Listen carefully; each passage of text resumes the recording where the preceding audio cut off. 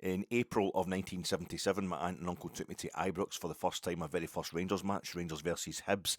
In April of 1978, my aunt and uncle didn't take me to Ibrox for John Gregg's testimonial. My aunt and uncle went to John Gregg's testimonial, and all I got was this lousy programme. It's not a lousy programme, it's a fantastic programme. It's a picture of John Gregg there on the front of it with all the trophies, all the domestic trophies you can think of at his feet, at his knees. He owns Scottish football, and just above him there's an illustration of John Gregg in his Scotland strip. Scotland were the opposition of Scotland 11, not an official international for Scotland, but in April 1978 they'd soon be off to the World Cup in Argentina. All I got was this amazing programme. It's not so much a match programme, there is an insert with all the teams, the potential lineups for each team in the middle of the programme, but it's more a kind of order of service for the John Gregg testimonial season. I don't like getting programmes for games that I haven't attended. Now, I don't like that. I like just to have programmes for the games that I've actually been at, but people give you match programmes as presents and souvenirs they're handing over to you. You've got to revere them and treat them with the total deference and care. It's a bit of an honour, but back in the day when I was a kid and I wasn't getting to football matches, my aunt and uncle would come back into like my gran's or whatever, having come back from a Rangers game and have the match. Could I look at it? Could I just look at it? I would covet it. I would love to touch them. I'd love to feel my kind of vicarious high, almost a vicarious contact, a kind of contact high with the football itself, like being at the game, the stuff, the accoutrement from attending a football match. I would love it. So they gave me that programme from the junk. All I got was that, and a desire to get the Scotland strip, the Scotland away kit, the Scotland 11 wore this away kit. I saw it in the pictures in the paper the next day. John Gregg's testimonial. It's the white top. It was the white Umbro top. We never actually wore it at the World Cup, but it was the dark blue was in the Umbro diamonds going down the sleeve, the long sleeves on the dark blue shorts with the white Umbro diamonds down the side of that, and then the white socks with red Umbro diamonds on the fold of the socks. That's my first ever football kit, because I'm just contrary. I just think I'm a bit different. I think I'm a bit exotic. I think I'm a bit cosmopolitan. I think I'm special. Not for me getting the same Scotland top that everybody else in the country is getting, Alex Tartan Army. I'm getting the away one that they'll never wear until they play Norway away from home in the qualifiers for the 1980 Euros, which they didn't reach. So that's they wore it with the white shorts. So what happened was my mate and I, Cameron Wallace and Craig McCall, and we're playing football at the back doors. A couple of other boys, Colin Pearson's probably there as well. We're playing football at the back door at half time in that fixture. Was that 78 later, 79 in Scotland? We're wearing the all white. So Cameron's he's wearing his Scotland home kit, and I'm wearing my Scotland away kit. So we swapped shorts. So I was wearing the all white kit, and he's wearing all that. But he ends up wearing the kit that we're wearing at the World Cup, because we'd wear the dark shorts with the dark top against. I don't know why I'm wasting time, because it's not as if there's any need for filler in this podcast. There's no bad result to avoid. I'm just talking about the fact maybe I want to waste time, so I don't want to get back onto the fact that I wasn't at the John Gregg testimonial, which the crowd was 65,000. 65,000 at Ibrox, and luckily I had been at Ibrox once, one game the previous year. The only time I was at Ibrox before it was redeveloped, before the Willie Waddle inspired redevelopment, to make sure that a tragedy like the Ibrox disaster wouldn't happen again. We ended up having one of the best stadiums in Europe, far less the best stadium in Britain, with the redevelopment of three sides, complete redevelopment of three sides of Ibrox. So that was the biggest crowd. I've just looked it up. That was the biggest crowd at Ibrox that season, and we won the treble, 77-78. John Gregg, a few weeks later, would be playing Motherwell at Ibrox in the last league game of the season. John Gregg's the captain. He picks the ball up in the corner between the centenary stand and the old Rangers end, and goes, "Oh, that is the referee blows the final whistle." 1-2 Gordon Smith, Colin Jackson, I think, got the goals. That was us securing the league title before the following week we'd win the treble. But even in beating Celtic in a League Cup final at Hampden, even that Scottish Cup final against Aberdeen, we won a lot of them. There was no bigger crowd for a domestic match involving Rangers that season than the 65,000 that was at John Gregg's test. I know, I'm not saying that was the domestic match, but the domestic matches, all the domestic matches we played, Hampden, the biggest crowd we played in front of that season was for John Gregg's testimonial. Quite right as well. And John Gregg, of course, grew up a Jambo. He wanted to play for the Hearts. It was his dad that told him, Rangers are interested, get yourself through there, much bigger team, you're going to get better money. And he ends up becoming the greatest ever Ranger. An absolute legend in our household. Maybe the reason my aunt and uncle gave me that programme is because in it talks about how he goes to his bed at 9 o'clock before a fixture. He's in his bed at 9 o'clock at night before a Rangers game, which in those days that was the equivalent of being like the concentration. Oh my God, he's not out in the bevy. He's not got any nightclubs and all that, like Jimmy Greaves and George Best and all these kind of guys would be doing at the time. That was like commitment to the cause. Just that seems like a basic these days. Get in early night when you've got a big game the next day. But my aunt and uncle would use that against me. They were babysitting for me in those days. I'd be like 8, 9, 10 years old. I might stay up and watch Starsky and Hutch. And they went to I don't think they were even married at that point in time. They probably went to canoodle on the couch at mum and dad's when mum and dad were out. And they're like, get your bed, John Gregg. John Gregg goes to his bed at 9 o'clock. And you're like, if John Gregg does that, I'll have to do it. I can't try and twist them with my wee finger. But it was 65,000 in that game, and it's just this. On Sunday, I was at the game where we beat Hearts by 4-2, and I didn't realise until I saw it in the Rangers Review or something like that this week. One of the many news sources we've been really enjoying this week is Rangers supporters that the crowd against Hearts on Sunday was the biggest crowd there's been in Ibrox since the John Gregg testimonial for almost 50 years, for 48 years now. Later on, of course, in 1978, we started knocking it down. John Gregg became the manager over the course of the summer of 1978, Jock Wallace leaving in shock circumstances, and we started taking Ibrox down. So that was probably the last time Ibrox was properly full. The old bowl of Ibrox and the centenary stand, they'd already benched that bit of the ground, put benches down there and called it a stand for 72, 73.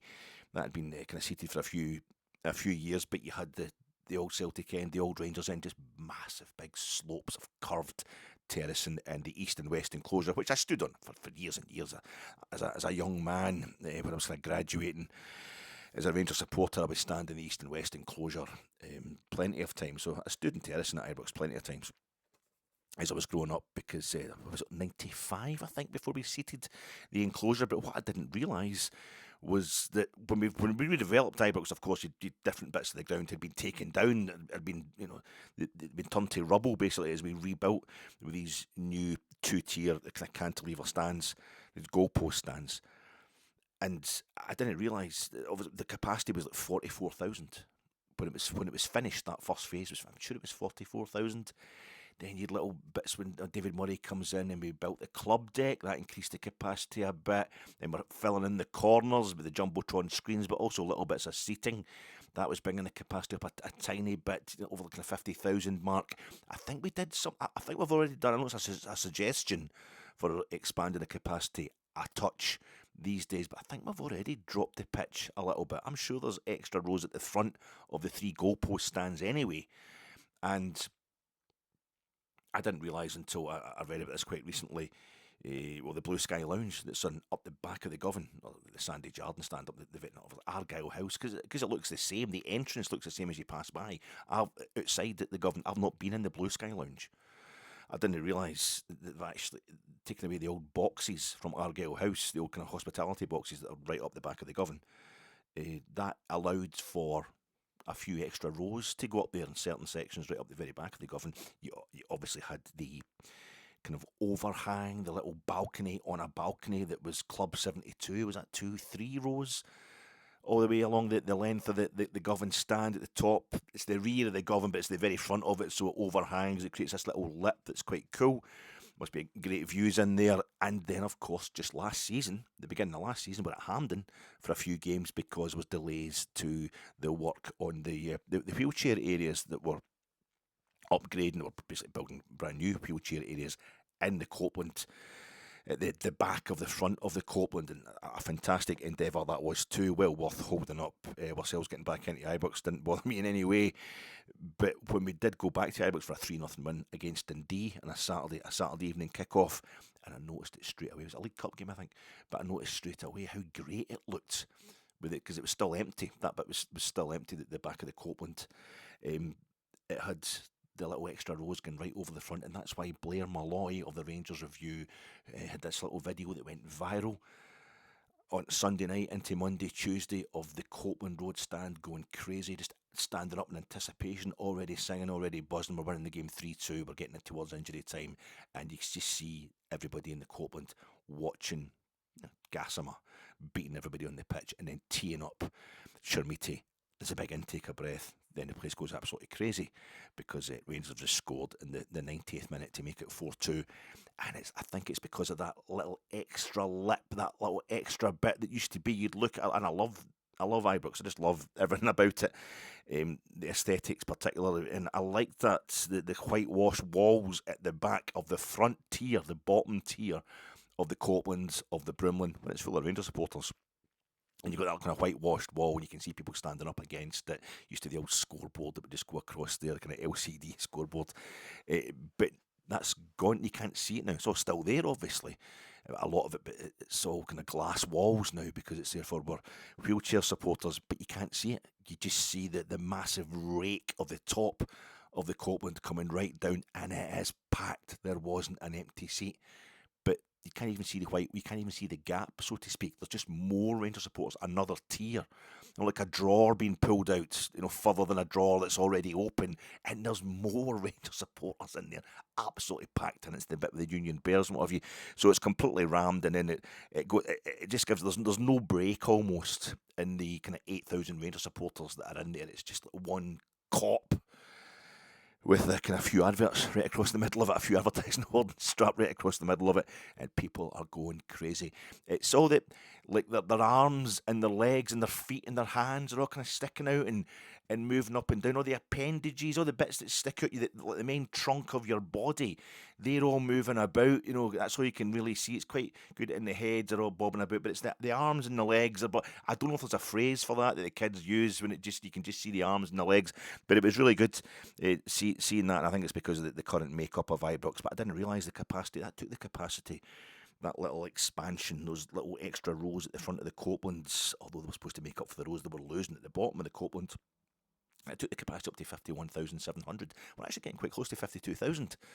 But 51,092 people at Ibrox on Sunday, that's the biggest crowd it's been in Ibrox since the John Gregg testimonial. And finally, I feel it's just getting mentioned the same sentence as the John Gregg testimonial 48 years later. I feel as if I've been there. So yeah, so-called aunt and uncle, how do you feel now? I made it. Thanks for nothing. Thanks for taking me to my first ever Rangers game and helping me fall in love with the Teddy Bears, Howard and Louise. But my God, it was quite good. It's quite good on Sunday, wasn't it? It's quite a good atmosphere. It's very different. Things have changed. We have moved up a gear. There's a lovely, lovely feeling about the place. How you doing, folks? This is your phat. Rangers have lost 2 league games this season. Hearts have lost 4 league games this season. Celtic have lost 6 league games this season. Motherwell have only lost 3 league games this season and have by far the best goals against record of anybody in the top 4. Let's not write off Motherwell, but Rangers have only lost 2 league games this season, fewer than anybody else in the SPFL Premiership. In both those games, it was 1 for Russell Martin, 1 loss for Russell Martin, 1 loss for Danny Röhl, and are both against Hearts, who we have just scalped by 4-2. It's Ibrox. That's the 3rd time this season Rangers have been behind twice in a game. They've been behind twice. Now it's one of those phrases. It sounds terrible. Twice you've been behind in the game, but we get beat 6-0 of Club Brugge, but we're only behind once. But you go further behind. I think that's how that must work. You need to equalise to go behind again. So this is the 3rd time that we've been behind. Oh, they were behind twice. They're only behind once against Bruges in Belgium. Well, that sounds much better. We get beat 6-0. It's one of the most humiliating nights of my entire life. All right, that seems quite different. But the first time we went behind twice this season was back in August when Victoria Pilsenia of the Czech Republic in the 3rd qualifying round of the Champions League, second leg, we beat them 3-0 in the first leg away from home. We're 1-0 down at half time. Lyle Cameron equalises in the second half, and then Pilsenia score in the last 10 minutes to go 2-1 up on the night. It's not enough to put them through, but we lost that game. Then in December at Tannadice, we are 1-0 and 2-1 down. Jaden Magoma equalising the first time to make it 1 each with that fantastic shot from well outside the box, and Nadeem Bajrami in what is now known as Celtic time or Martin O'Neill time. At the 99th minute, he scores a penalty to make it 2 each on the night. So we drew that game, and then here we are in February, middle of February, and we go 2 goals down to we go 1 goal down to the Jambos. We equalise straight away. They go 2-1 up. We equalise, fairly soon after that as well. It's 2 each at half time, and then we pound them with 1 this time, and it just plays into the fact that everything seems to be improving steadily across the course of the season. When we played Kilmarnock at Rugby Park, we beat them 3-0. Somehow that doesn't seem to be as good. It's a different manager. Stuart Kettlewell was not as good as Neil McCann and Billy Dodge, so that's absolutely fine. Let's bask in Rangers having beaten Hearts by 4-2. A massive result, a massive game, and there's no midweek game, so I don't have to put out a pod that previews one game while reviewing the previous game. We'll just do a separate review of it. We'll tidy up all the stuff to do with the Jambos. There's other stuff to be discussed as well, and just for a separate. I'm going to have a completely separate, another pod altogether on Friday or on Saturday previewing the Livingston game, because just like Rangers, we can let this kick in now. We've got a whole week to let our weekend results, our weekend matches kick in to our psyches, the way the Rangers players can let them kick into their legs. Hearts beaten at Ibrox review pod coming to you in association with Gersnet. Check out Gersnet every Friday 9 p.m, every Sunday 9:30 p.m, live on the Gersnet YouTube channel, coming to you in association with Gersnet, and also a great advert for Scottish football. I'm coming to you in association with great adverts. This is the commercial part. This is the advertising part of the pod. So it's a great advert. A great advert for Scottish. That's why it's a great advert for Scottish football. It's a great advert for Scottish football. Fuck Scottish football if we're no winning. That seems to be the attitude from Celtic and most other teams. So why should we care about putting on a great advert for Scottish football? Because it really was enjoyable. We did enjoy it. It's a great advert for Rangers, as far as I'm concerned. But I think you have to pay great tribute to Hearts when you consider that the first Old Firm game this season, that 0-0, when we both embarrassed ourselves in the Champions League midweek, was arguably the worst ever advert for Scottish football, which is anchored on the Old Firm fixture in the way it sells itself to English media, let's be honest, British media, whatever, world media. All the advertising, all the commercial possibilities of Scottish football depend on the Old Firm fixture, and that is probably the worst game of football I've been at this season for quite a while. Arguably the worst Old Firm match I have ever attended. It was awful. That 0-0 at the beginning of the season. So yeah, we should just say Hearts also had that 2-each game with Celtic at Tynecastle when they started whinging about red cards and things like that. That was a fantastic advert for Scottish football as well. So it's the Jambos. It's all about the Jambos, what they're doing this season, adding quality to the product. And it makes me think of what kind of adverts. A great advert. What is a great advert? You know, in football, yeah, it just seems to be the game itself, the product itself has to be the advert. But that Jaguar advert, it seems to be cars.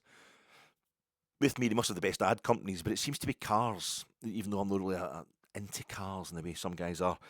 But the Jaguar advert where it's Ben Kingsley and Mark Strong and Tom Hiddleston and I think a few other British actors, and talking about the fact that why is it in Hollywood films the baddies, the villains are always played by British actors, and Mark Strong's this bit where he comes out of a car, a private jet, and he's going to the tarmac to get into his Jaguar, and there's a glamorous secretary woman waiting for him, and she hands over the keys.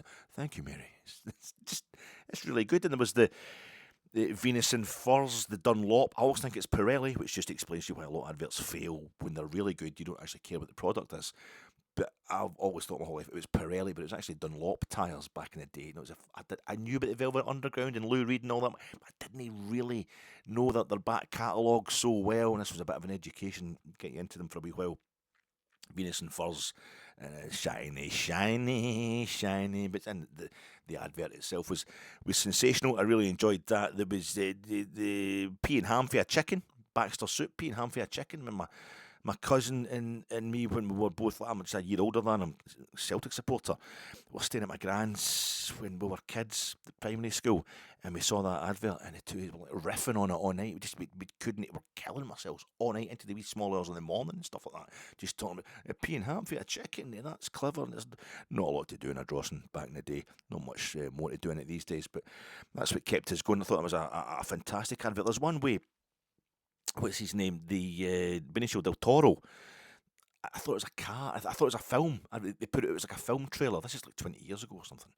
But it was like a film trailer, and he's a man who had to get what he had to get. But again, it was an advert for a car. It was for a car, and it was just, it was just really good. It was really intriguing and stylish, and it was a bit like Heat. It was probably shot in digital cameras in the days when they were just becoming kind of trendy. So these are my ideas of best adverts, but we're told that game on Saturday was definitely the best game in Scotland this season, best domestic match in Scotland this season. So proud to have been there, proud to have been in the biggest crowd at Ibrox for 48 years. Right, let's do this. Let's need to crack on here, do the manager's post-match reaction, do the preview for the Livingston game, the team selection, who I think we're going to pick, what my score. But I I don't have to do that. I don't have to do that because there's no midweek game. Let it kick into your legs, Rangers. Let it kick into ourselves. We can luxuriate. We can bathe in it. God, it was absolutely bloody great, Rangers, on Sunday. We didn't just win this game. We went behind twice to the side that's top of the league, who've beaten us home and away already this season, and we just kept steamrolling them. I'm getting an upturning nutter feedback. A lot of Celtic fans pretended to be Rangers fans. That seems to be the thing these days. Getting in touch, telling us how they hate Danny Röhl and all that, and just, oh, he's rubbish, he's never going to work. Same guys were getting in touch saying they thought Russell Martin was fantastic. Oh my God, you're Celtic fans and spend your whole life impersonating Rangers supporters. I'm not on Celtic podcasts. I'm not looking at Celtic podcasts or watching them. I think I've seen 2 this season. I don't go into the feedback, and maybe there's lots of Rangers supporters in there, pretending to be Celtic fans saying horrible things about Celtic. Because I don't know if that's just generally a thing when it comes to football on social media, but it's always a sign of desperation in the opposition. That's good. That's good to know. Likewise, Michael Stewart, who probably represents in mainstream media, he's a representative of that kind of mindset. Needing to undermine, trying to pretending to come from a kind of objective and neutral point of view. We don't know what was said to Glenn Kamara. We don't know if Glenn Kamara's misheard what that guy said. So Michael Stewart on Sunday on Sports Scene was asked if he thought Youssef Chermiti scoring a hat-trick and totally dominating the game of the season meant that he had the potential to be a good striker. No, he doesn't. He doesn't have, and it's like, well, he has. He scored 2 goals at Parkhead. He scored 4 goals against Hearts this season. Hadn't he scored any other goals? But he's kind of been playing up front on his own, and now he's got a guy playing alongside him. In the first game, he's had a guy playing alongside him up front. He's scored a hat-trick, against the toughest opposition in Scotland this season. Are you maybe just a bit upset, a bit biased? So stuff like that, me spending 5 minutes a day, because I'm not immune to it, it's wondering what Martin O'Neill's going to do, how he's going to change the subject if we do beat them at Ibrox. What's Martin's tactic going to be? What kind of minor incident is he going to pick on and explode beyond? No, the way that the right wing use trans people as a thing, that's the main thing these days. That's the main thing. Somebody wants to be a different gender. That's a bigger threat to us than Russia and fuel prices and stuff like that. So I'm wondering what Martin O'Neill was going to do. This all means that it's getting real. This is the stuff, Gary Oldman playing Dracula and Francis Ford Coppola's Dracula, where here's the wolf outside howling, what sweet music, children of the night, what sweet music they make to him. It's music to me. It's music when you get this kind of nutterdom, this kind of hatred for Rangers. It means it's all very, very real. I think we're going to have a kind of... It'll spoil it if Rangers win it. If we break away, if Celtic start falling away, if we break away and it's just us versus Hearts, it'll be, well, Rangers have won the league so many times. I mean, really, it'd be unfair almost. Be like hitting a wane if Rangers don't let Hearts win that league. But it's Celtic who've won 13 out of the last 14. It's going to be the same thing with European club competition. Rangers consistently getting to the knockout stages, post-group stage, knockout stages of European competition over the last 20 years. Even while we were out of European competition, we still had a better record at it than Celtic. I have a funny feeling it this season. If Celtic can beat Stuttgart, it's suddenly Europe's really what it's all about. Just sitting at home and winning the domestic competitions, as it was in 2003, doesn't count. It's all about getting to a European final in Seville, unless your name's Rangers, in which case you're all losers. Your players are all losers because they haven't won the League Cup for a while. So that's the kind of stuff that tells you Rangers are back. We really are in contention for this title. We won't be properly back until we win it, but also the style, the way in which it was won.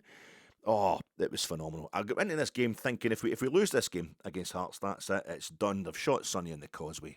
He's dead. But it turned into... I love the smell of napalm in the morning. That smell, that gasoline smell. The whole hill smelled like victory.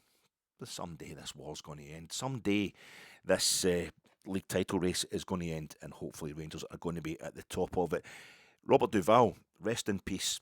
We should have a minute's applause at least. Is there a Rangers supporter who hasn't watched The Godfather, who isn't heavily into The Godfather? We need to have a minute's applause for Robert Duvall. Ibrox but also and a fantastic figure of Scottish football as well. Obviously, I mean, he was in colours, the Bloods and the Crips, but it was the old firm that he, that he fell more in love with, Robert Duvall. So he's been to Boghead. Robert Duvall's been to Boghead. It was around about 99, 2000 that they filmed A Shot at Glory with Robert Duvall through his passion of Scottish football, bringing it to the fore. I was at Boghead before, the Barton's Old Ground. I was at Boghead. Jesse Jackson's been to Grant Park. I've been to Grant Park. Well, two greats of the world stage that have died this week. But I went to Boghead before Robert Duvall, but Robert Duvall got to Palmerston before me. A disgrace, I know, but I'd never been to Palmerston Park, and my mate and I were doing that thing in the turn of the century, 99 into 2000, going to all the grounds. When Rangers were playing on a Sunday and a Saturday, we'd pick one of those grounds that Rangers would never play at because Rangers would never be in the lower leagues. And I'd never been to Palmerston, and we played there quite a lot, didn't we, eventually? I've never been to Palmerston, and what a beautiful, Dumfries, a beautiful place, a beautiful town, a beautiful, beautiful football club, and a gorgeous stadium that they've got there, a gorgeous ground they've got at Palmerston. And I'm talking to John Gregg testimonial crowd when I went to Palmerston. I can't even remember who they were playing. I should have dug that programme out because it's the programme I remember as much as anything else. That bit you get in any match day programme, the traditional, kind of stereotype, the essential part of a match day programme, where it's got the graph for all the results that season, the home team's results that season. It's got the grid, one page it's just taken up by opposition, competition, crowd, score, scorers, and then you get your 1 to 11, and your substitutes are all detailed in this grid. And the biggest crowd, they had it in there, Queen of the South, the biggest crowd at Palmerston that season, the opposition was Kinlochie, and the competition was A Shot at Glory. It's fantastic they put it in there because the same as they did in Dumbarton, I was working in the bookies at Dumbarton at that time, in the main street in Dumbarton. So Ladbrokes there, and people were coming in going, "Oh, you going along to Boghead? Oh, it's like a Tuesday at 1 o'clock, Tuesday lunchtime or something. What are you talking about?" Extras, they've been campaigning. They go into Robert Duvall and his production company would go into town and campaign to get extras to go along to the ground and fill it up so they could shoot all these football scenes. And it was they did the same at Palmerston, and it turned out that was the biggest crowd of the season. I think they got like 7,000 there or something, and they had it in the programme. So Robert Duvall, I got to Boghead before him, but he got to Palmerston before me. A true great of Scottish football, consigliere Tom Hagen, Jesse Jackson. He at Grant Park, it's in Chicago, bit of Chicago, Grant Park in November 2008. That's where Barack Obama accepted that he'd won. That's his acceptance speech for winning the presidential election, different from the inauguration, which didn't take place until the January, February 2009, and in Washington. We all know about that. But his acceptance speech was in Grant Park in Chicago in November 2008. I'd been in Grant Park in Chicago in August 2008. Phenomenal 10 days in the Windy City, and it wasn't even anyway windy when I was there. It was absolutely roasting, of course, Chicago in August, and it's just next to Soldier Field, the Mistake by the Lake, the Chicago Bears grounds, and you get the monsters of the Midway. When Jesse Jackson played quarterback for, I think it was University of Illinois, or Illinois State University, something like that, but he was never going to get to be starting quarterback because he was black. This is in the 60s. So he goes to, I don't know the name of the place, I think it was South Carolina, maybe North Carolina. I think it's South Carolina. He moved to another university which was mostly black students, so he gets to play football for them. He gets to play quarterback. He's a really good footballer, gridiron, NFL type football. And he goes back to Chicago to complete his doctorate of divinity. Fantastic, just a fantastic civil rights leader, working, of course, with Martin Luther King. I am somebody. I am. So that's a phenomenal speech. You've seen it a lot on the television this week. Jesse Jackson passing away, 84 years old, but he's there in Grant Park in November 2008 when Barack Obama's thanking Martin Luther King for paving the way to have the first black president of the United States, and by far the best president the USA has ever had by a country mile, and one of the classiest people ever to walk the face of this earth. Really upset a lot of people who are horrible and bitter to their core and can't stand other people just having class and decency. So he's probably responsible, Barack Obama, for the fact we've had 2 bouts of Trump. People, I don't know what goes on with the world, because people can't handle somebody having class and somebody wanting to show compassion. But it was in Grant Park, City. Thanks, Jesse Jackson, just along from Soldier Field, where I got my baseball cap, my Chicago Bears baseball cap with the classic, which I still wear to this day. It's nearly 20 years old, because it's the only one that fits my massive, stupid head, and it's got that wishbone C logo, the classic Chicago Bears one. So I've got a big orange C. I walk about with a baseball cap. I'm a big orange C. That's quite good. I walk about with that baseball cap on. I got it at Soldier Field. I went to see the Cubs at Wrigley. I went along to Cellular Field to see the White Sox stadium. Got a tour of that stadium without going to a game there. But I saw the Cubs at Wrigley. Obviously, it was off season for the football, but I got a baseball cap at the football ground because it was just so roasting getting across Grant Park from where we were downtown Chicago, our hotel, and getting across Grant Park and over to the Mistake by the Lake to Soldier Field was just, it was brutal. It was tearing up this baldy old ex-Ginger's head. So I got a baseball cap in there, but Monsters of the Midway became a nickname for the Chicago Bears. Any good Chicago Bears team gets that nickname revived. And obviously I knew about the 85 Bears, Mike Dick, Colonel Buddy Ryan's 46 defence, all that kind of stuff. A phenomenal, another side that scalped the Patriots in the final. Sorry, it's not the final, the Super Bowl. Sorry, it's just a playoff, isn't it, really? But they were phenomenal, and they're the Bears, obviously the Chicago Bears. I love that. That's a bit orange on the kind of red, white and blue kit. Love the Bears. I love another set of Bears from Glasgow. I went to see the Cubs as well, but Monsters of the Midway was a nickname that they took from the old University of Chicago football team, long since disbanded, NFL gridiron type team, sorry.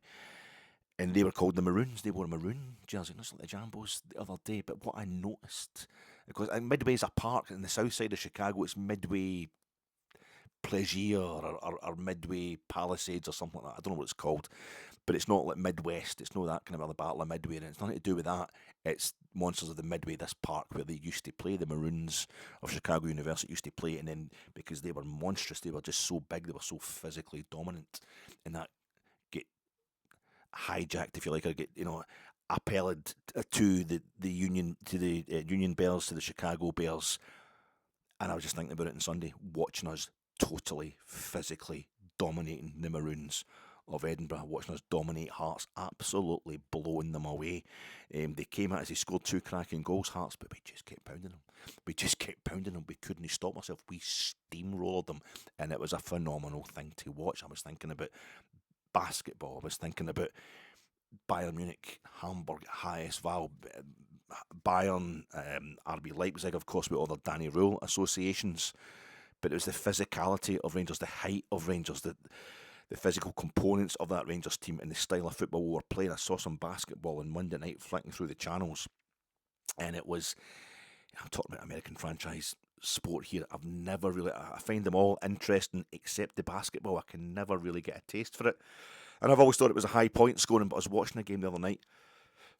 It's like just back and forth. The way that somebody who doesn't know about football, marking a football, would, if they've got in the first football match, they would say to me, this looks like 2 teams running back and forth. They'd probably have thought that about certainly the first half on Sunday at Ibrox. Just try to put the ball in that net. It's really, but that's the point, Same with the basketball. There's a lot of subtleties and nuances that I obviously don't get. It just seems score, don't score, don't score. And on it goes. But this was the LA Lakers against Oklahoma City, which I think is one of the shittest nicknames. If you're going to do it right. Oklahoma City. Oklahoma is a city. What's that got to do? Is it Detroit Pistons, Denver Nuggets, all that kind of stuff? That's what you want. The kind of Chicago Bulls. You want these kind of nicknames. I went to the United Airlines Arena or whatever it was. I went to the Bulls venue as well when I was in Chicago. Couldn't get inside, but great statues outside. But I thought, no, the basketball, I think what it is, it's not just the point scoring, it's the claustrophobia of it. And as somebody who never really, I love playing fives outside at the pits and all that, up at Townhead Interchange and up at Springburn, but I hated playing five-a-sides indoors because it's so kind of sweaty and clammy. And the basketball is always indoor arenas. Not massive crowds have got for these games, but it's also the size of the court is so small. And if you're watching it on television, the guys that play back, they're huge. They're like 8 foot tall and they're about 20 stone of sheer muscle. And it's just constant big fellas bumping into each other, spinning, making space and all that. But it's so cramped. It's so packed. There's only like 10 guys, I think, and was it 5 aside the basketball, the NBA stuff. Well, that's what it is. But that's what the box, surely the 18-yard box at the Brimlin Road stand, at Brimlin Road end of Ibrox is probably, if anything, a bigger area than a basketball court, than an NBA basketball court. But we're filling it because that's the Danny Röhl thing. That's the Hansi flick, the 4-2-2-2, the overpowering, making sure you're overloading in attack, and all our players, Sharmiti, Ryan Nadiri, huge. You know, just totally outsized, and even Chukwani, Skov Olsen's huge. He's Danish. He's got that Scandinavian thing going on. Ture Romans is absolutely massive as well. It's built like an X-ray, but it's a very, very tall X-ray, very, very wiry. We're just colossal as a team, and we're right in that box on top of Hearts for our first equaliser in particular on Sunday. And it reminded me also of watching the Bundesliga as a kid, late 70s, early 80s. It was all highest, well, HSV, Hamburg and Bayern. I think they shared about 5. Hamburg won it 3 times. Hamburg lost the 1980 European Cup final. They won it in 1983, the European Cup. Bayern lost the 1982 European Cup final, having won it 3 times in a row in the 70s, the mid to late 70s Bayern, but they then lost the 1982 final to Aston Villa. But these are massive clubs and our massive players, massive personnel. The Olympic Stadium in Munich, site the 1974 World Cup final, 1988 European Championship final, first ever Champions League final, 1993, 1979 European Cup final, 1997 Champions League final. Fantastic venue, iconic venue. Rangers played there in the Champions League. The Olympic Stadium, Munich, but it's an Olympic stadium. It's got a track round it, and it's obviously elliptical. It's that bowl shape, so the front of the terracing or stand, it's now all seated behind the goals, is miles away, like Hampden. If you're on the Rangers end or the Celtic end, you're miles behind the actual goals. It's bad sightlines. But these players, and this was like 1979, 1980, it was Ken McRobb's European Roundup or something later on in the 80s. I just saw this footage of the great Bayern and Hamburg teams that were sharing the Bundesliga between them in the late 70s, early 80s, going at each other, and it made the Olympic Stadium look tiny. It was like watching the Denver Nuggets against Oklahoma City. It was the LA Lakers I was watching the other night against Oklahoma City. I thought, Lakers, that's a good nickname. If I got a basketball franchise, if I learn from Kavanagh and Marathi and I get myself a basketball franchise, how to make lots and lots of money, the billions required to do that, I think I'll just call them, like the San Diego Burntonians or something like that. Just, Honolulu Albion, some Rovers, maybe just go in there and give them a proper kind of footballing nickname. But it's got to be a nickname. But it was that same thing with the Olympic Stadium, a massive venue, a massive pitch, was made to look small by having Horst Rubesch, who scored Germany's 2 goals and they won the 1980 European Championships final in Rome against Belgium. Just a massive man, a man mountain, Horst Rubesch. He didn't look like a footballer. I don't know what he looked like, a wrestler or something like that. He's colossal. Manny Kaltz and even Kevin Keegan, when he was playing for Hamburg, 2 times European Footballer of the Year, late 70s into the early 80s. Kevin Keegan, that's when he went massive. He's quite short, quite diminutive in terms of height. But the bulk he got on him, he was so muscular, Kevin Keegan, in the days where that wasn't really a big thing in football. He was properly working out, probably to survive in the Bundesliga.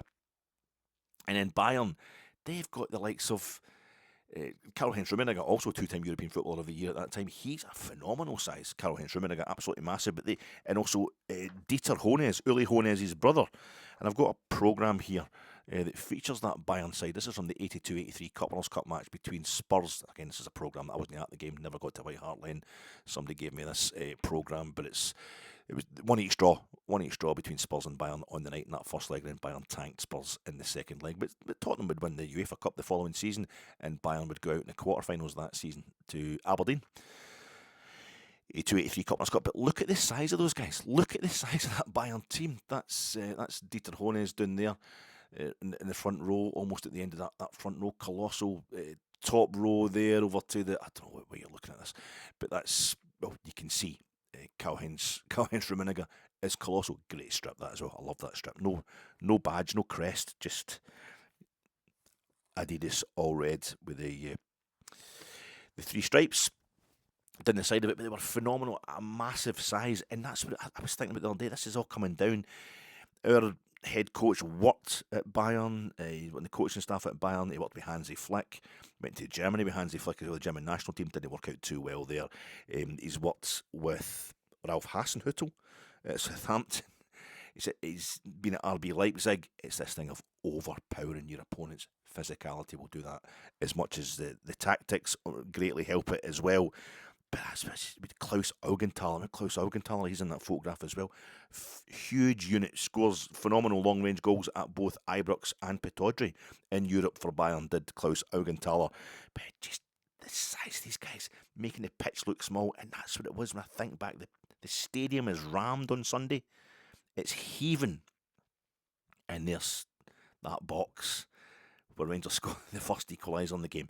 It's absolutely jam-packed with Rangers players just crap. Like the likes of Craig Halkett, a really good I like Craig Halkett for Hearts. He's got no chance with the size of the players that we've got all over the top of him, and this is what we're going to do now, and it's a desperately exciting thing to watch.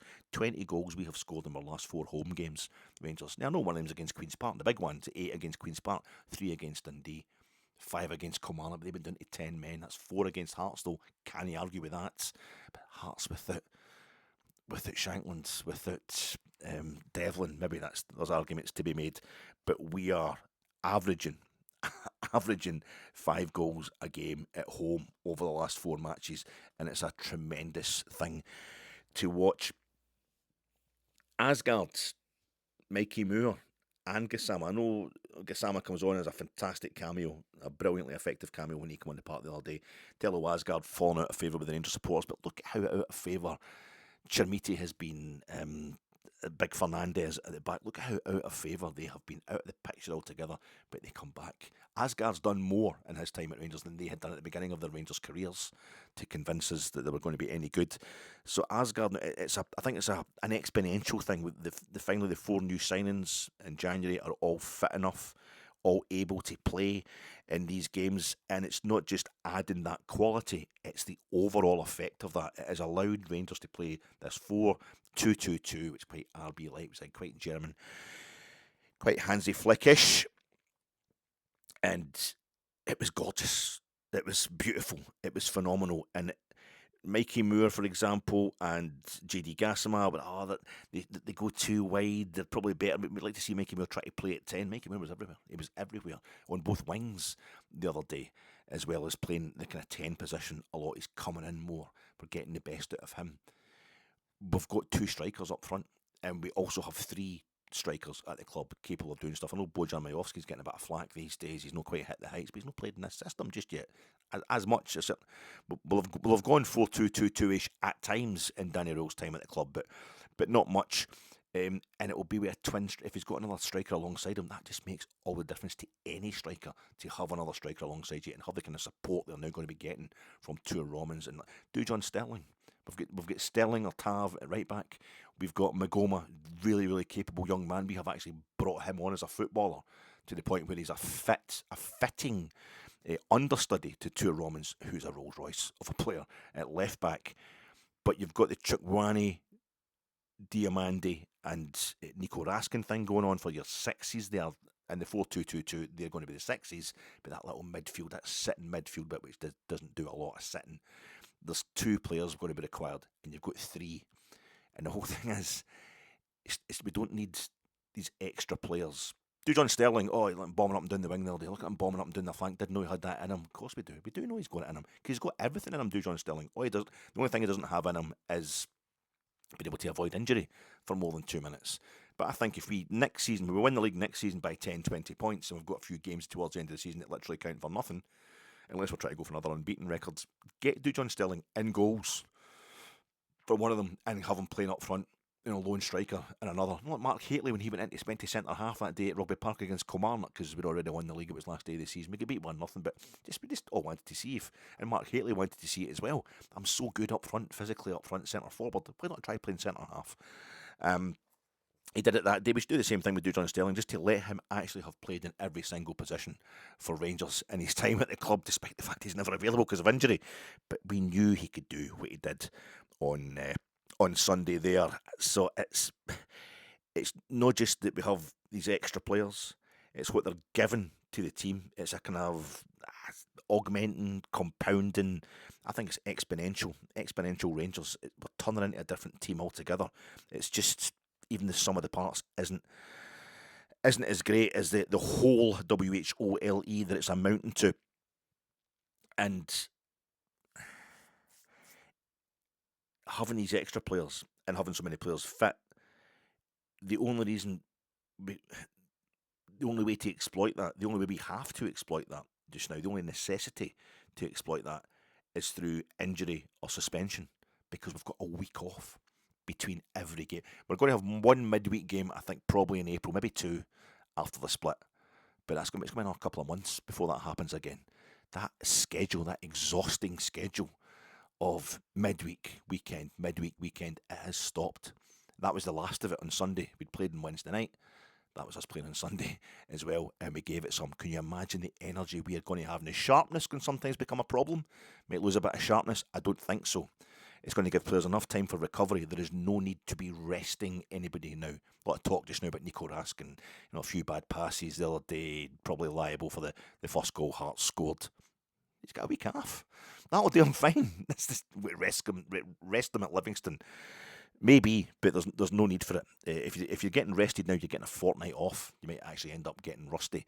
But everything is just coming together with perfect timing. I saw somebody posted a Rangers account. Forgive me for not knowing who it was on YouTube. It was a montage of Ryan Nadiri's goals and great pieces of play for Hansa Rostock in the Bundesliga, the dry Bundesliga, the third division German football. And he was of medium height. Smaller stadiums generally, but it looked like dolls' houses, the stands, because the players were colossal. Every one of them were absolutely huge. And Ryan Nadiri has grown up in that system, in that world. He's of average height. He looks pretty huge in Scottish football. We're going to blow these teams away. We've got so many options, and now different options tactically as well. And I think Chermiti having a partner up front and he scores a hat-trick. It's not a coincidence. What about Hearts? What's going to happen with the Jambos? What does it do to them, though? I was saying in my preview pod on Friday night that I thought Hearts might have that thing going where they're going to win the title for the first time in 66 years. They need a game off. Need a game where they just completely collapse, where it just goes completely wrong. So wrong that they can almost discount it. It's so against the grain of what they've been doing all season. They can almost laugh it off, but it gives them a psychological break. It lets them just think, okay, no, that's crap that weekend, but it kind of almost lets them reboot themselves and go again. This happens to teams. I was explaining it on that podcast on Friday. But what's happened is we've beaten them, but only by the only games they've lost this season have been either on penalties in the two cup competitions, or 3 times they've lost by a single goal in the league. We've beaten them by 2 goals. We've put 4 past them. But they scored 2 goals. They're missing a couple of key players. They're going to get them back next month. What a boost it's going to be for them to get Devlin and Shanklin back. But I don't know if it was actually more insidious for them. They beat Rangers and Celtic both home and away. 4 wins home and away against the Old Firm in their first encounters with the Old Firm this season, Hearts. And then they drew with Celtic at Tynecastle. Turned it into a bit of victory for themselves, but they drew with Celtic at Tynecastle. That's them now lost to Rangers at Ibrox. It could be death by 1,000 cuts, or death by, well, there's only 11 league games left for Hearts this season. So it was quite interesting to know how they're going to react to this. Is it actually worse for them that they made a bit of a game of it but still lost? They can't write this game off. I don't know. My name's Alec Anderson. The only pureness left is preached by Marx. Time to contemplate. Never been informed there must be poor, or the rich won't be rich no more. Being a girl. Wanna experience being a girl. I wanna experience.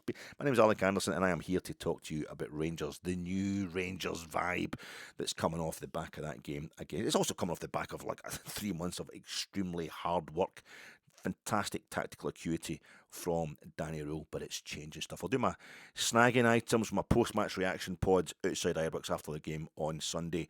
As you can probably tell by how overexcited I still am about that game, I was completely gone on Sunday. I was completely gone. Head was gone, head was minced. So got a lot of things wrong. The main ones, thanks to everybody for letting me know, it was Kevin Richardson, the player I was referring to, the photograph of a player that played for Arsenal. It's celebrating the night Arsenal won the league. Anfield in 1989, live on ITV on a Friday night. The fever pitch match at Anfield. I kept saying Kevin Ratcliffe, then going, that's not because I know Kevin Ratcliffe's a completely different guy, but I think the confusion there was coming in because Kevin Richardson played in the Everton team that won the league in 84-85, won the First Division 84-85, and then he's back winning it with Arsenal, clinching it at Anfield. That's a Merseyside thing, fantastic. But thanks to a few folk got in touch. It's Kevin Richardson. Thanks very much, folks. Yes, indeed it was. Sorry about that brain fart. At the time, I thought I was saying that we played 4-2-2-2. A lot of folk get in touch to say it was 4-4-2. I think it was at times 4-4-2. We went to 4-2-3-1 in the second half when Hearts went to 3 at the back or whatever.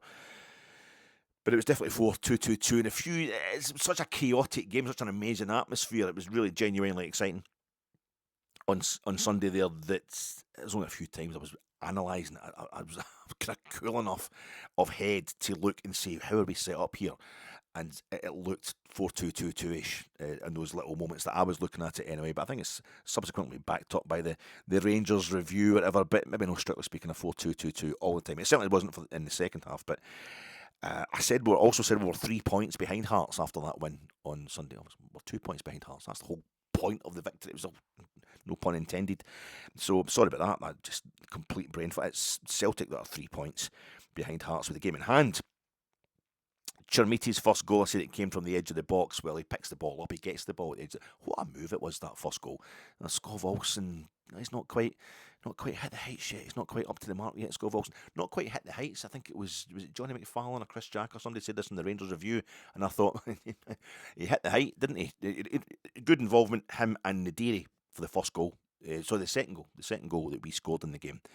Chermiti's first goal. My point was that Chermiti receives the ball at the edge of the box, and then when he gets it back, I think it's Halkett, the ball kind of ricochets off. Not lucky, as it was being painted on Sports Scene. Fantastic awareness and skill to take a rebound back in his stride like that, and then stroke it away masterfully. But by the time he strokes it away, he's almost in the 6-yard box. So just in the heat of the moment there, I didn't quite get the details right. But somebody said during the week that he hasn't quite hit the heights yet, Skov Olsen, which is true.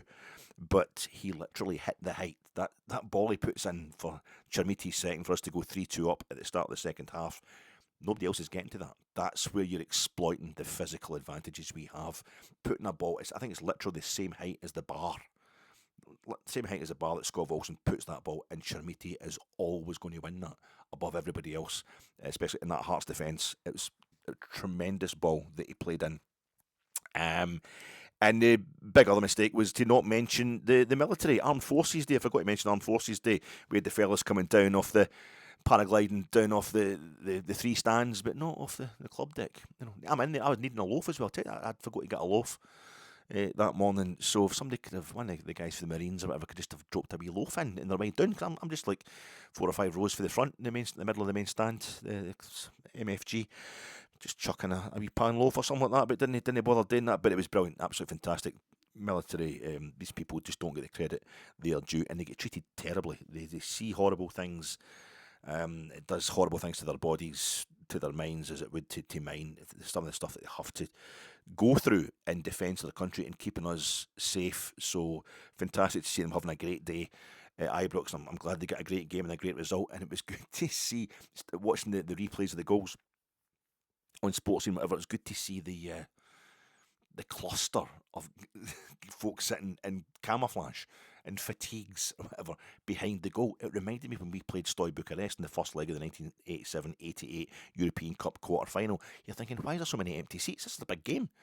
But it wasn't. I thought, that's just looked like a lot of green seats or green benches or whatever like that. And then when Stoy Bucharest scored one of their 2 goals, they all stand up and start cheering. Oh, it's soldiers. It's soldiers. Totally. It was quite good to see the little clumps of uniform in the busiest crowd at Ibrox since 1978. So all the best to the folk in the services, Armed Services Day at Ibrox. It was great.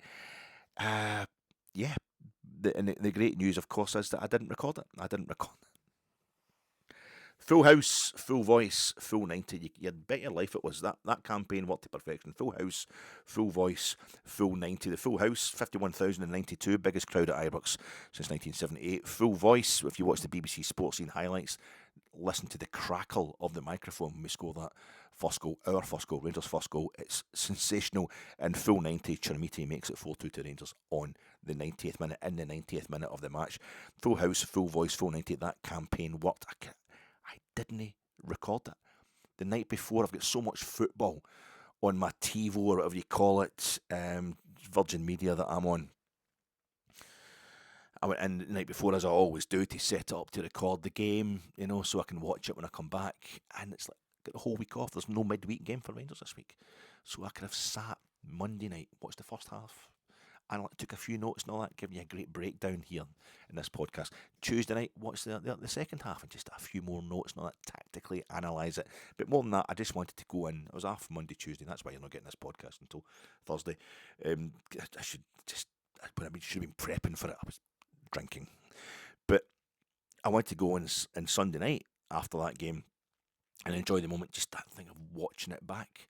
Because you're so nervous during the game itself, you sometimes miss stuff, and just watching it again, knowing the result, being able to luxuriate, to bathe, to just bask in a fantastic wallow. That was the main thing, and I had forgot to record. The night before I went in to record it, and it told me that I had too much stuff. And I had to delete stuff. So I think I've gone back in and deleted a whole lot of Albanian third division football that I will never get back.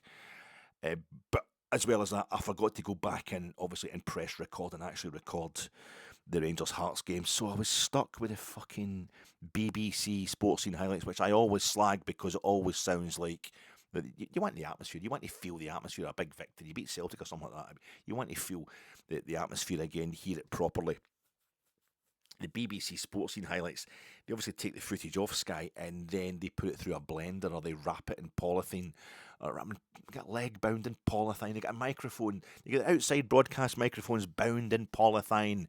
Sports Scene seem to do something really mute it. I think they do the commentary, post, they do it after. It's just, it never comes across properly. So all I had, and for all the things you can get with your smart TVs and stuff like that, there's no way of going back in and just accessing the programme that they showed on Sunday at 4:30 onwards, for some reason on Sky. So I was stuck with the little 15 minutes highlights you get on Sky, which is basically still the same when they repeat it later on, 15-minute highlights of the game, which is basically essentially the same footage as you get on BBC Sports Scene. But BBC Sports Scene actually worked better. Because on Sky, the sound system, whatever, the acoustics, the microphones, outside broadcast microphones, are doing the business too well. The BBC one, listen to it back if you haven't heard it already.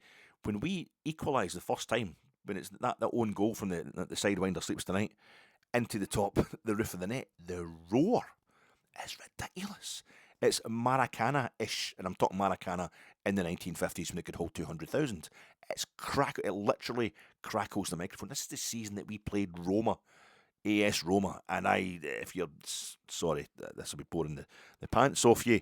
When we played Roma, all I could talk about was I'd never seen Roma before. It was great to finally see them in the flesh. I wish we'd played a bit better, but the thing I always remember about Roma is this game that I've got. It's a video that I've got, Serie A 88-89 Serie A, 110 goals Italia style. This VHS video I had for years. It was Sky's early coverage of football. It's Serie A football. And it's Martin Tyler, I think, was doing the commentary, and it's Roma hitting the post against Juventus. Rudy Voller, I think, hits the post against Juventus at the Stadio Olimpico just before it gets the full roof on it, before it's done up for the 1990 World Cup, where it has the final where Rudy Voller gets brought down for the penalty that wins the game into the same end. But he hits the post, and the crackle, it shakes the microphone. The microphone can't cope with it. It's too much noise. You don't hear that a lot in football. The only time I've heard it, maybe do the best since sort of thing, go back to, it must be another game I was at, that 1987-88 2-each draw with Celtic at Ibrox, where Butcher and McAvenny and Chris Woods are all sent off, and Rangers 9-man Rangers are 2-0 down to Celtic, and we come back to draw 2 each, and it's Richard Gough equalises in injury time. The crackle on that one, the coverage of that one, I think it was STV, we're covering that game, the highlights, the noise. And I think Butcher talks about it being in the dressing room listening and just hearing something like a rocket taking off and thinking, I think we've just equalised. It's unbelievable, the crackle in the microphones, the sound equipment can't cope with the roar. It was the same thing with that first goal we scored, our first goal on Sunday. Something big, something monumental is happening at Rangers this season. It was phenomenal, and that was the one benefit. The point I'm trying to make, there's one benefit of not watching it on Sky. I watched it on Sports Scene, and I did get to hear that kind of crackling noise. But this is all part of the Full House, Full Voice, Full 90 campaign. I was in a foul mood. I talked about this. I was in a foul mood when I got into the game on Sunday, and I'm upset by how upset I was. I'm expecting Celtic to score late one. I just shouldn't have listened live as I did on the radio on the way into the game. Driving along, just going to Clyde Tunnel, and he's going, oh, Christ. Because the commentator saying, this is unbelievable, this is so unexpected. It happens every fucking time they're playing. How's it unexpected? I don't know. But I vented it, I turned it into positive energy, shouting at Rangers, and everybody around me was exactly the same. It did make a difference, but I'm finding there's a bit... I felt good for Chris Jack and Joshua Barry on the Rangers Review on Monday or Tuesday, whenever it was, when they were referring back to their podcast last Thursday, the day after the Motherwell game, having to defend themselves because they were daring to offer perspective on Rangers drawing 1 each at Motherwell, a team who've only lost 3 times this season. As I say, Motherwell, we'd scored the first goal at Fir Park, opposition goal at Fir Park, since October when we scored against them the previous night. But they were actually getting attacked. I talked about this on Friday in my preview pod for the Hearts game, talking about how the abuse that were taken for just trying to rationalise it and put a bit of perspective on it, saying let's no panic. So for it suddenly to be a case of, and Rangers Review are doing this as well, what an atmosphere. I love a party with a happy atmosphere.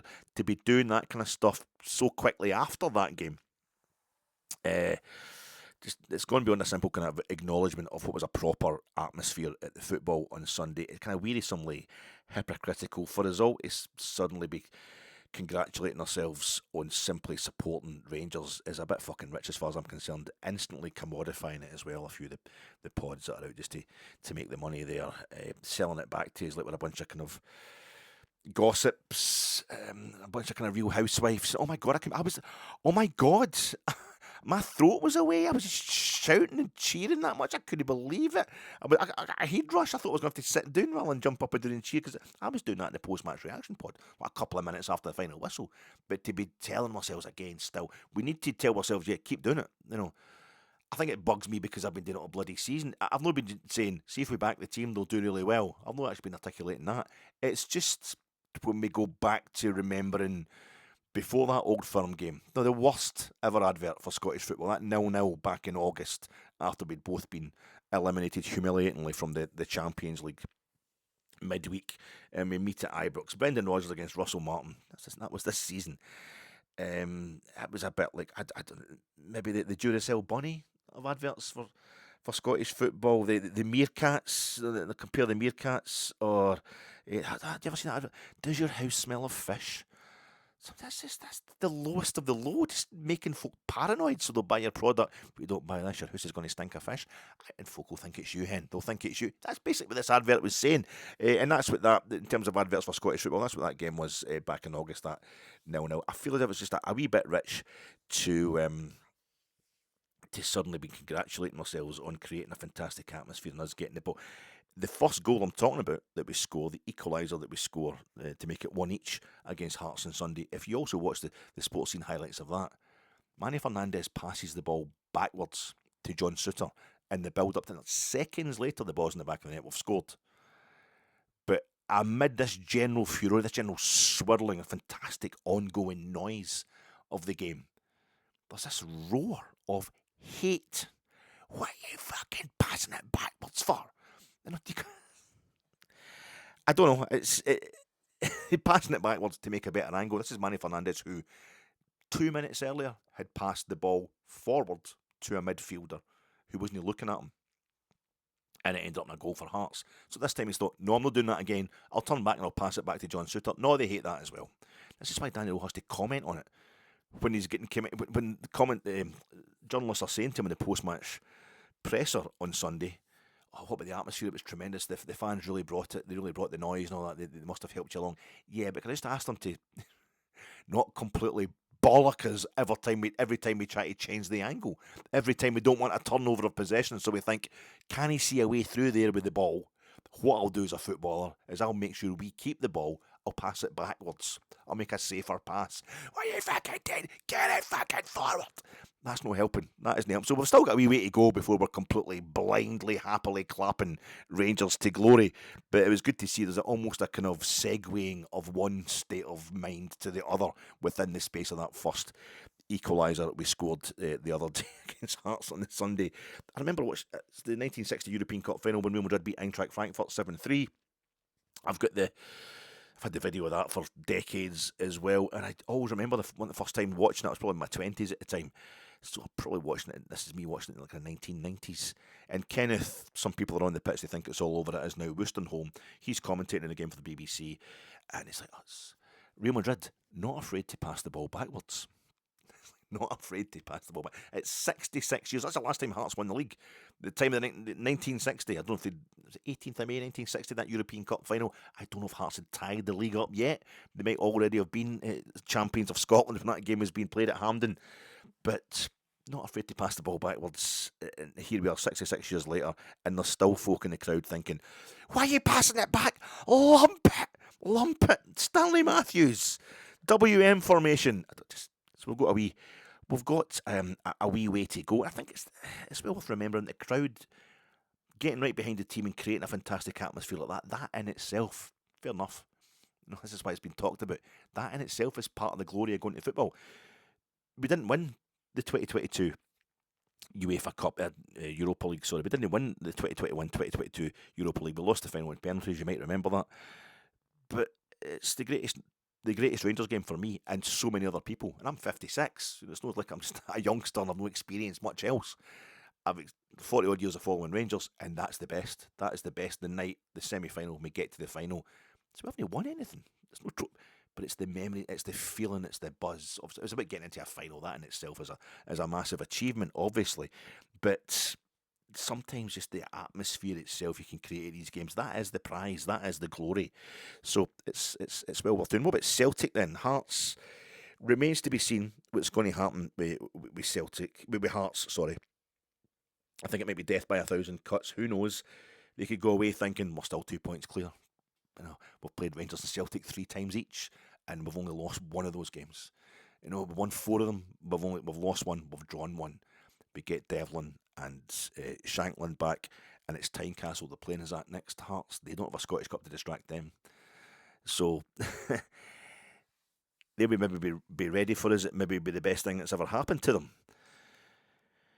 But hopefully the way we're going to get better week on week as well, getting the rest, getting the new tactics and the new players are getting bedded in as well. Hopefully by the time we go to Big Chirmity will be probably 30 goals under his belt already by the time we go to Tynecastle to play Hearts next. Celtic, I'm more worried about them. I'm more worried about them because I don't like Celtic. Celtic, the same but us.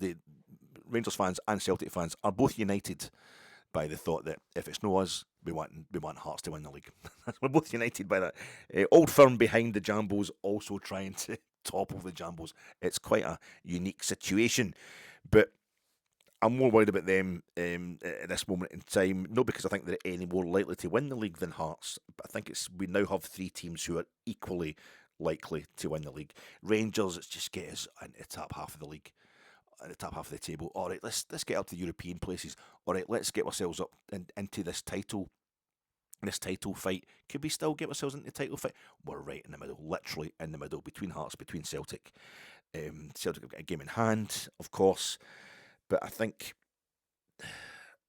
the fact that Celtic have got such a seriously busy schedule just now, and don't get me wrong, I'd much rather Rangers were still in Europe. I love the European football as well, but having watched it for about 20 odd years of Celtic checking out of Europe and letting us do the European stuff while they hoover up all the domestic trophies. It's getting a bit, not their fault. What else are they going to do? It's been a nice wee change to see us at least having the legs to cope with the big domestic games. But it's a pretty busy schedule for them. They've got this game in hand, which is also getting played in between. They're playing Stuttgart home and away in the Europa League. They've got 2 consecutive weekends at Ibrox in 2 different competitions. It's about us. We've got to make sure, we've got to concentrate. It won't count for anything. We can beat Celtic 2 weeks in a row at Ibrox, but if we don't beat Livingston, we don't, beat like a Falkirk and that. If we don't win our other games, it won't count for much. But I don't know if Celtic have just got a bit too early. They've gone a bit too early with the last minute winners, and I don't know if it's maybe against opposition that they should be dealing with better than it's covering up the fact that they're starting to crumble. Martin O'Neill, all the personal things I don't like, but Martin O'Neill, there's no getting away from the fact he's done a fantastic job. If you look at his win ratio since he came back to Celtic in his 2 spells so far this season as caretaker manager, particularly for a man in his 70s, it is something else. They don't drop points. They just don't drop points at all. Now, I know they scored a late win against St Mirren. Paisley, after having been played off the park or not performing very well, they beat Falkirk 1-0, but Falkirk again I think had more of the play and it wasn't a very convincing performance. But somehow if you score late on, it seems more like destiny. It's romantic. It's a sign that the stars are aligning, telling you that you're going to win the league. But you can also look at it as they're struggling to beat Falkirk. They're struggling to beat, so we haven't beat Falkirk this season at all. So, but they are needing injury time to win these games. Kilmarnock, I say we won 3-0. We went to Rugby Park. It was Stuart Kettlewell's Kilmarnock, but they're equalising, well into injury time against Dundee in the Scottish Cup at Parkhead. Is it a sign that they're actually just hanging on and we just need pushed into a bit of a collapse? I don't know. I can't see them collapsing at all. They're pretty much still in it. Danny Röhl's presser, this post-match presser on Sunday, he was vindicated, almost kind of arrogant, but I think he's trying to calm himself down and just regain focus straight away. So clearly ready to go to the next level. My family's here. I'm talking of Martin O'Neill. I thought when he said, my family's here, we'll go again. I'm going to kind of chill out and reboot over the next few days. But that was very Brian Clough. Very Brian Clough. Not before the 1979 European Cup final. I've been away on holiday. He wasn't even at the City Ground. He wasn't kicking about with the Forest players. The domestic season was over, and he went away on holiday, Spain or Cyprus or something with his family. And he come back. He met them in Munich, in the Olympic Stadium Munich, for that European Cup final against Robert Pritz and Malmo. And he was saying, I've been away on holiday with my family. I'm having a great time, and I want to go back to be on holiday with my family for the rest of the summer. But I want to go back as a European Cup winner. And this is how we're going to do it. Famous. And there's a touch of that with Danny Röhl the other day, a guy who has been part of the coaching team of Bayern Munich, of the Olympic Stadium formerly in Munich, when they won the Champions League in 2020. My emotion, we started the personality of the team, the character of the team, to twice go behind and come back to win the game 4-2. And he says, my emotion, I think, was big or bad at 4-2. Talking about running up the track side. We can't talk about Miss Jose Mourinho at Old Trafford now. We'll stick to comparison with Walter, New Year's Day 1997, when Eric Bo Anderson, who's struggling as a striker and wasn't getting the goals he should, a bit like Chermiti, he dominated that game. Big Youssef goes out there, does the business on Saturday. It was very much, I thought, especially with the coat he was wearing and up that track at the East Enclosure, it was very Walter. I thought his celebration there when we made it 4-2 on Sunday. And also that, while I'm talking about it, Big Chermiti doing the thing of kicking the corner flag when he made it 4-2 right in front of me. All the nights as I'm doing with this, I will be doing with this overly long pod where I timestamp my podcasts. I sit there. I've usually got a telly on in the background. It's usually late at night. My wife will be in her bed and I'm sitting there. I've got the telly on in the background, but I've got it on mute. Well, I sit listening to myself. I'm like, Christ, why would anybody listen to this? And I timestamp it all, and in January into February there was the ongoing saga with Mateta. Like any 24-hour news channel, 24-hour news, that's fantastic, but it's the same. It's just basically half an hour of news repeated 12 times in a cycle. If you spend any time in front of a 24-hour news channel, sports or otherwise. So when Mateta's supposed to be going to Milan, they kept showing this footage of him celebrating a goal for Crystal Palace. I don't know who he scored the goal against. I should really find out. But he's got that super tight Crystal Palace top on with the long sleeves. He's colossal. And anytime I watch Mateta playing for Palace, scoring goals, I think that's the big French guy. He's phenomenal. He is brilliant. I would love it. It's like we can only afford Youssef Chermiti, who's a kind of imitation of Mateta, a bargain basement Mateta. If he filled out a bit and had a better scoring record, he could be that kind of player. But that's the best we can manage these days. And he kicks that corner flag. And I used to see this all the time. Anytime Sky Sports were talking about Mateta's move to Milan, to AC Milan, which didn't go through, they would show this bit of footage of him getting up and kicking the top of the corner flag to celebrate a goal. Chermiti obviously has seen it as well, and he does it right in front of me, right in that corner that I'm just sat above between the Copeland and the main stand. And just something beautiful about it. To see, it's like he's becoming our Mateta. Because it's because of his height, he can do it quite easily. You know, he doesn't have to jump up that high to have a wee volley, kick of the corner flag. That was a lovely thing to see. But his emotion was big at 4-2, Danny Röhl, but not now. He's now focused on going again. He's calm again. We've got to beat Livingston because it's a step-by-step process. We gave Hearts 2 presents today, but we deserve to win the game. And maybe if we're going to win the league or not, it's not about character. Sorry, if we win the league or not, it'll be about mistakes. You know, just like the technical aspect of the game. It's not going to be about character and mentality because my team's got plenty of it. I'm paraphrasing him here, but when you look at a week like this, he's saying, you know, you have 2 big games. He's talking about the Motherwell game. I think somebody had asked him, do you feel a bit vindicated now? What happened at Motherwell the other night? We didn't play your 4 new signings. When you look at a week like this, when you have 2 big games, when you need kind of high intensity over 90 to 95 minutes in these games, then you have to take the squad like it is. He was just managing the squad as best he could. He was rotating the squad as best he could. And of course, Ryan Nadiri wasn't fit to start at Fir Park. We picked the team, he picked it Fir Park, basically. He says, you've got to recover, enjoy the evening, then go again. That's what he's talking after the Hearts game. Just recover from this, enjoy it tonight, that's fine, but we'll go again. He's getting asked about Chermiti by the journalists. He says it's more important is what we do as a group. Even before we conceded, we played with high intensity. It's more important what we do as a group. We've developed a lot of resilience. We go again and again, even after small setbacks. I'm trying to be the leader of this group. I'm leading by example. I give them a clear picture. And they took a lot of points, and it comes from a lot of effort, a lot of improvement, a lot of development. We stick together. I saw not just character, but on the tactical side, the football side, it was one of the best games since I'm here. This is Danny Röhl kind of calmly simmering away, buzzing. I think there was vindication there for himself. I think he was in the tip of his tongue to say, I fucking slagging me now for what was the team I picked against Motherwell. I think it was the first time since I was here that Ibrox was like Ibrox. Somebody asked me about the atmosphere. I think it was the first time since that. But that was it. He went straight into... But we need to kind of prepare, especially the players need to prepare, especially versus a deep block. We have to wait for the pass. You know, sometimes it's difficult for my players. We need the extra pass to prepare the next action. He says sometimes you have to be a bit patient. We can't just lump it forward and score every time from that. Obviously, going to just calm it a bit when we're doing it. Just give us the positivity, take away the negativity that seems to go along with it. Because if the players can calm down a bit, they're going to be even better. He's basically telling us to calm the fuck down. He says, I spoke about we, and I meant we. We're all in this together. And he means the crowd as well. He's no slagging us. It's just that German pragmatism. He knows us well enough. He's got the trust. He can give us a bit of a lecture, and I like it. He's saying, right, come on now. Be nice. Be nice. Help your team.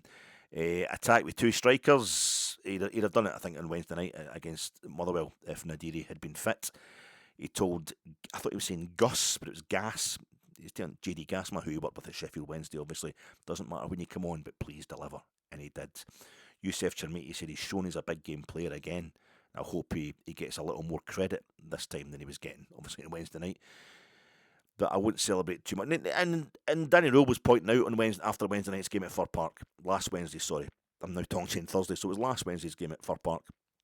Danny Röhl did talk about he kept talking in the post-match presser at Fir Park and in his Hearts pre-match presser on Friday about Chermiti missing the chance in the 35th minute, but I think he was meaning it in terms of that's how close we came to winning this game.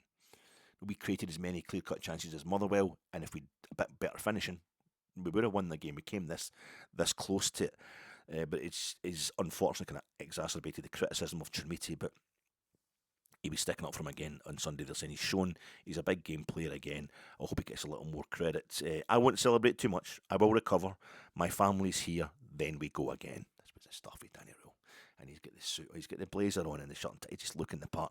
He's asked about the mentality. He says, it's nice, but Wednesday, it's nice that people think we've got a great mentality. He knows the players have got a great mentality, and I think he's feeling that little bit of resentment. I'm feeling myself about as congratulating myself about the atmosphere when the atmosphere's been so bloody toxic at other times. He knows the mentality's great. He started off his press conference by saying that, but when a journalist saying to him, "Oh, his mentality, you got the momentum," was it momentum? He says, it's nice that you think that, but he says on Wednesday nights, after the game at Fir Park, it was all over, and now we have the momentum. It's basically saying it's one game at a time.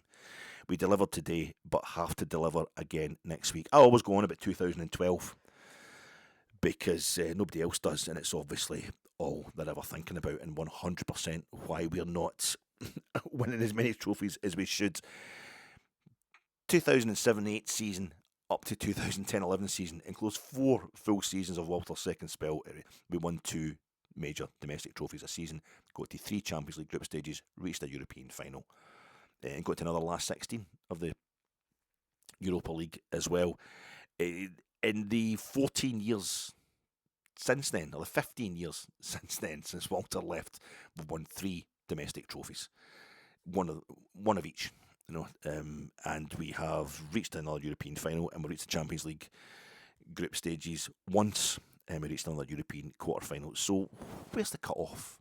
What happens in between that? 2 trophies a season, 8 trophies in 4 seasons, and one of them at one point it's 3 successive league titles and 3 Champions League group stage appearances, a European final. What in that 4-year period?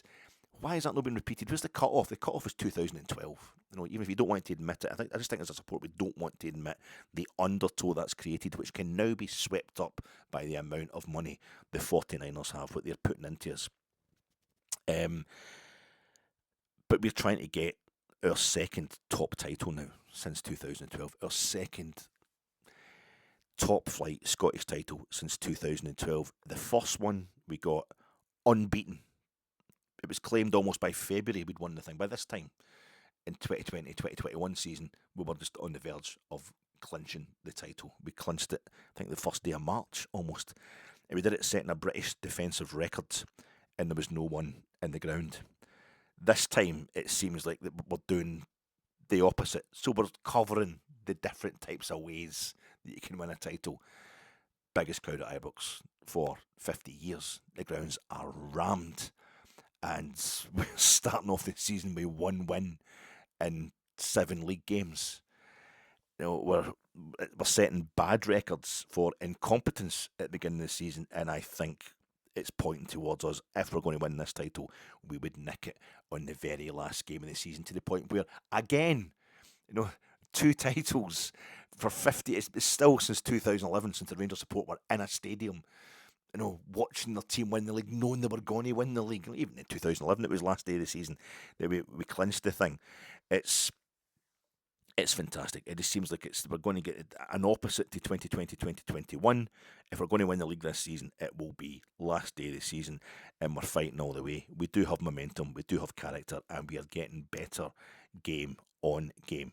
Nothing's won. So, okay, I need to go through my starting 11 for Livingston, give you a score prediction. Oh no, wait, I don't. We'll do that on Friday.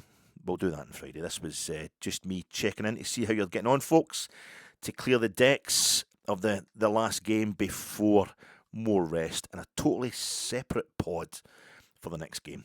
Shorter, less strenuous, not shorter, but less strenuous, more focused, and more chance of success as a result. So keep enjoying that warm bath. Get a wee massage afterwards, get a good night's sleep, and then hit that ice bath, and I'll be back for the full pre-Livingston training session on Friday, maybe Saturday. I'm going to put another pod shortly, but really that will genuinely be a short one, folks. The run-in needs every one of us. We all have a part to play. Ibrox isn't Ibrox without you, and neither is my wee pod. Thanks, troops.